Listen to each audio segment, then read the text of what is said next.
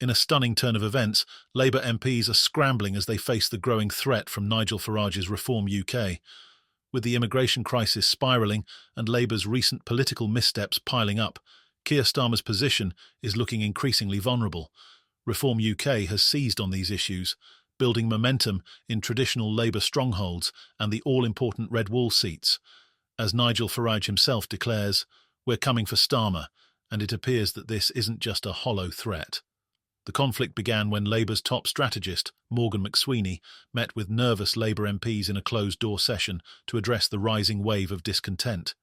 McSweeney, who recently won a behind-the-scenes power struggle with former civil servant Sue Gray, issued a stark warning. Reform UK is positioning itself as the champion of everyday Britons, particularly around the polarising issue of immigration, and Labour MPs need to address these concerns head-on or face a potentially devastating loss of support in the 2029 general election. According to insiders, McSweeney didn't mince words, telling the young, squeamish MPs that they must get comfortable discussing immigration issues and that ignoring voter concerns could lead to disaster for the party. As McSweeney explained, Labour's path to victory hinges on the Red Wall constituencies, the working class, Brexit-supporting regions that felt abandoned by Labour in recent years.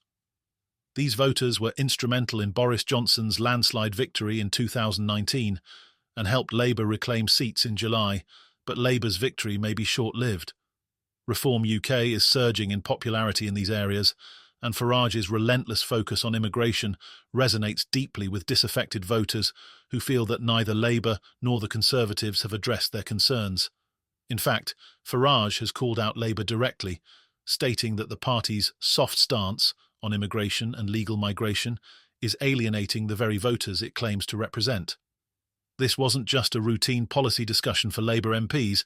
Many in the room were visibly anxious as McSweeney laid out the stark reality facing the party. If Labour continues to sidestep tough questions on immigration, Reform UK could become their primary competitor in the Red Wall, siphoning away vital support. Reform UK has already staked its claim in the debate by targeting Labour's perceived failures on immigration.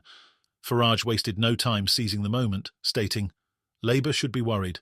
We came second in 89 seats at the last election, and we're going after Labour's record in the upcoming 2025 local elections and beyond." The backdrop to Labour's internal struggles is a broader crisis over national policies that has only amplified Farage's influence. Labour's recent proposal to ban smoking in public places, like pub gardens and stadiums, designed to reduce healthcare costs and improve public health, has infuriated many of its traditional working-class supporters. This policy, which Labour touted as part of their nanny state reforms to create a healthier society, backfired among Red Wall voters, where smoking rates are notably higher. Furious backlash followed, with many accusing Labour of overstepping and infringing on personal freedoms. The plan faced such significant opposition that Labour was forced to U-turn on the issue, now limiting the smoking ban to hospital grounds and school campuses. But the damage had already been done. Farage capitalised on Labour's flip-flop, calling it a snobbish, out-of-touch policy that penalises hard-working Britons. He warned that Labour's approach was driving voters away, and pointed out that Reform UK's message of personal freedom is resonating across key battleground areas. "This is a once-in-a-generation opportunity to break the two-party system," said a Reform UK insider, emphasising that Labour's out-of-touch policies are pushing voters straight into Reform UK's arms. In an additional twist, Labour's woes extend beyond domestic policy.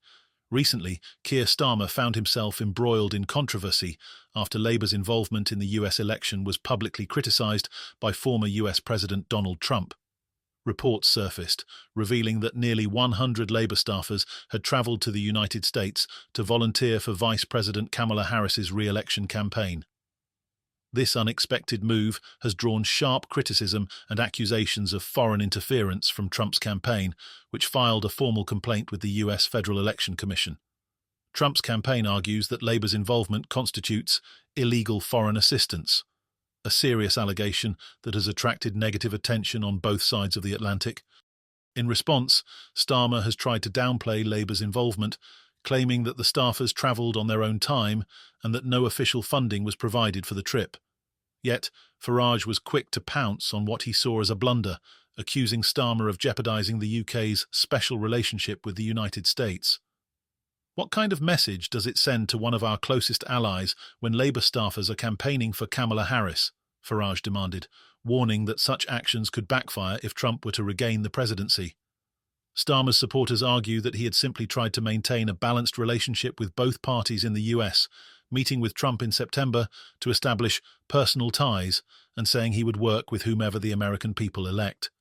Yet, his reassurances have done little to quell the anger from those who see Labour's actions as an overreach that could have dire diplomatic consequences. Within Labour, dissent is also brewing, with MPs questioning the wisdom of Starmer's moves abroad while domestic issues remain unaddressed. And it doesn't end there. Starmer's own MPs are expressing concern over his handling of the hot-button issue of slavery reparations, a topic he has thus far refused to address directly. As Starmer attends the Commonwealth Heads of Government meeting in Samoa, Commonwealth leaders are pushing him to acknowledge the UK's historical role in the slave trade and consider reparatory justice for affected countries. But Starmer has firmly stood his ground, insisting that he wants to face forward and address contemporary challenges rather than engage in what he termed endless discussions about reparations.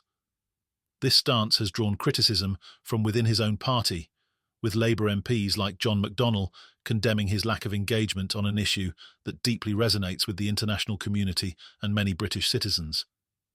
The decision not to address reparations also puts Starmer at odds with the Commonwealth leaders pushing for recognition of the UK's colonial past. One Commonwealth official reportedly told the BBC that they intend to hold the UK accountable and that it's only a matter of time before the British government is forced to address the issue of reparations. Even allies in the Commonwealth, like the Bahamas, have criticised Starmer's position, with officials pointing out that acknowledging past injustices is crucial to building a fair future. Back in the UK, Labour MPs are torn between their loyalty to Starmer's leadership and their frustration with his evasive approach on controversial issues.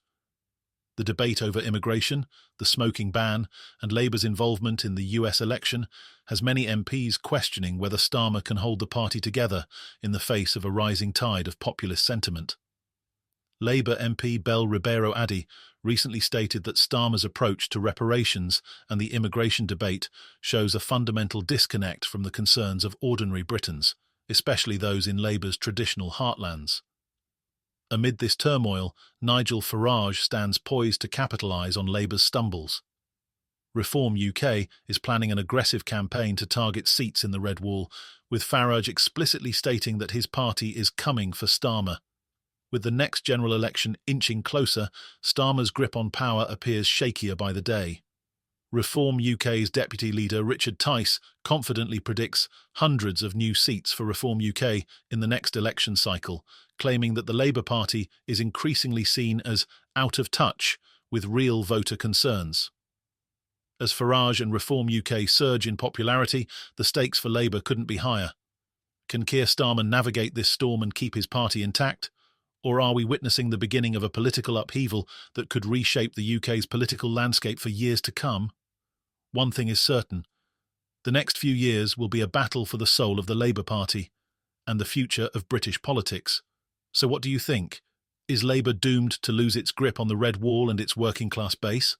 Can Starmer overcome the mounting pressure, or has he opened the door for Farage to break the two-party system once and for all?